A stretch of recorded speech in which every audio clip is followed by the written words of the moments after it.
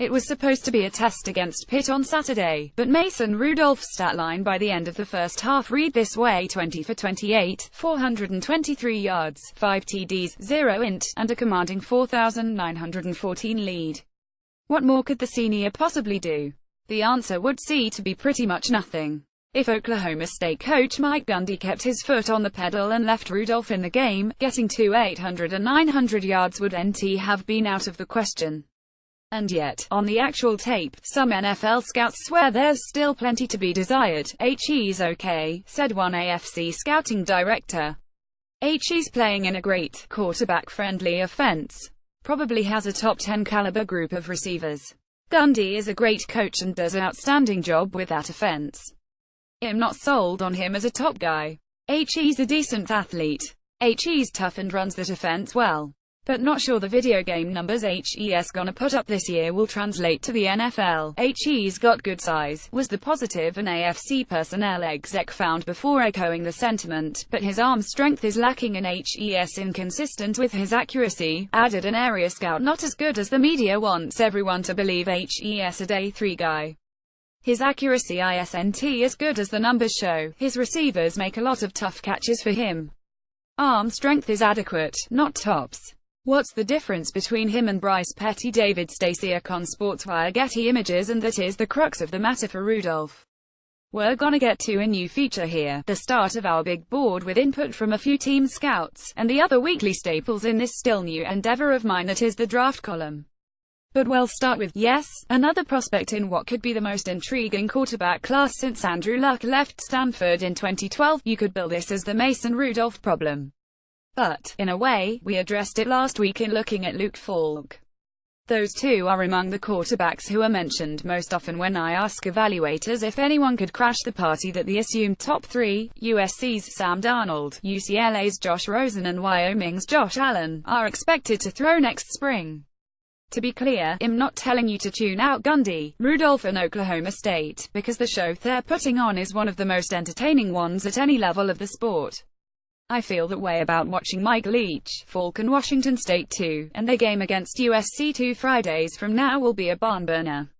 But, in regards to the NFL draft, you should know what you're watching. There have been 12 quarterbacks in major college football history to throw for 5,000 yards in a season, and just 3 of them, Derek Carr, Patrick Mahomes and David Klingler, went in the first 5 rounds out of the draft. The other 9, 2 6th-rounders, 2 7th-rounders, a 9th-rounder when that round still existed, and 4 undrafted free agents. Some of the more aged names on the list, like Klingler, are Hawaii's Colt Brennan, played in the old run-and-shoot. More recent members of the club played in its schematic descendant, the air raid. So what set Carr and Mahomes apart? Simple traits.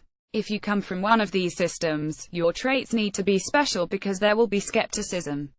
Both Mahomes and Carr had unquestionable arm talent, and each carried leadership qualities that made teams believe they had the commitment level needed to transition from those offenses. The latter can only truly be gauged after the prospect leaves campus and enters the pre-draft process. At a minimum, Rudolph has to have the arm talent, the AFC scouting director said. He might have the mental ability, but we don't learn that until we get our hands on them after the season, so enjoy Rudolph's final season in Stillwater. It should be blast. February and March and April figure to be a lot tougher on him. Randy Litzing, Eric on SportsWire. App 1. Penn State RB Saquon Barkley was on the fast track to the first round already, but he showed something important on Saturday: he can catch. His 4 receptions went for 142 yards, and he now has 11 catches in 3 games after catching just 48 balls total over his first 2 seasons. The NFL prototype is becoming the 230-pound, 3-down back. Think Ezekiel Elliott or Joe Mixon. If Barkley proves to be that, he could go very high in April. Point 2. Clemson's defensive talent jumped off the screen on Saturday in the Tigers' rout of Louisville, and in particular we saw it where we usually see it from them up front. Last week, we mentioned Dexter Lawrence as a potential top 5 pick in 2019.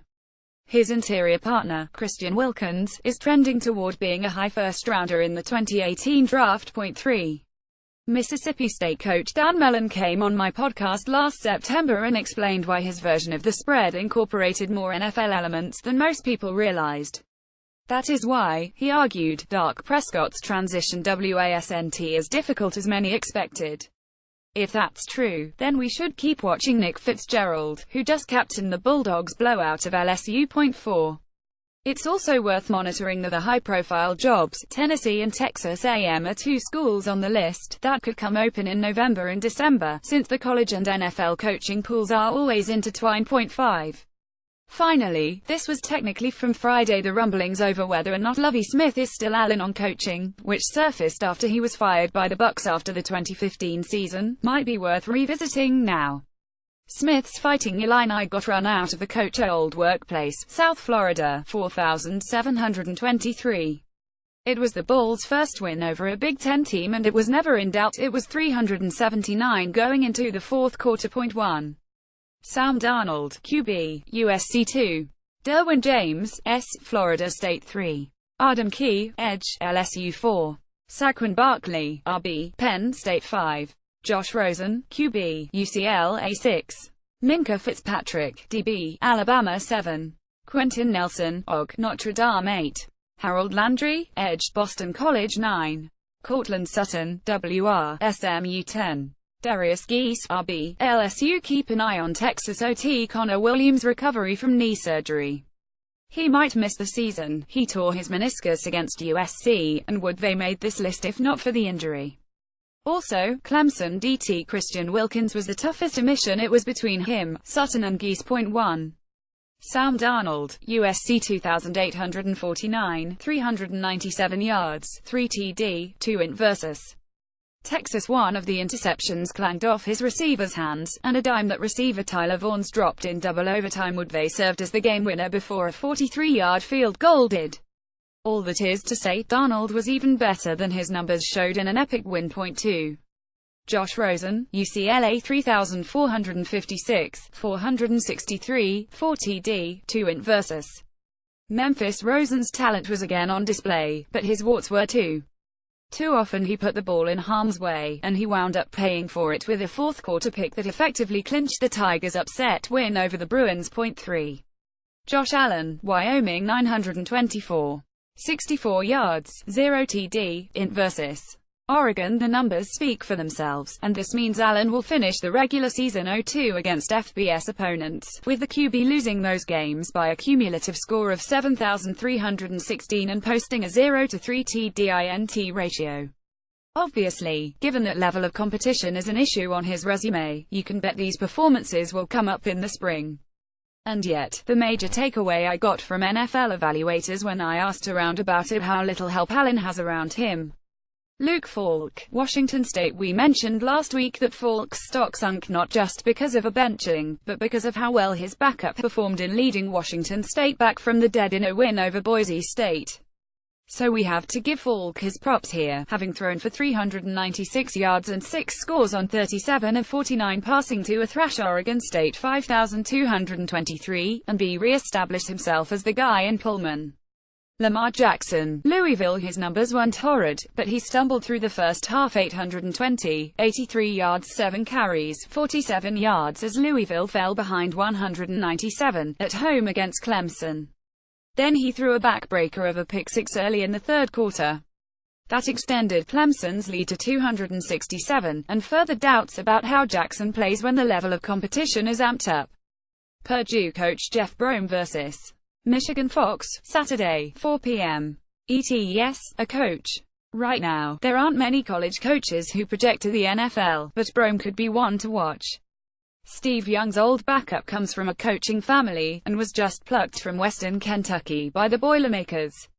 He's already off to an impressive start there, having gone toe-to-toe with Louisville in his first game and blowing out Missouri last Saturday. With Penn State and Ohio State absent from Purdue's schedule, this will likely be the toughest test Brom and his team face all season, and a big upset could land him on the NFL radar. Question or comment, email us at talkback@thememqb.com.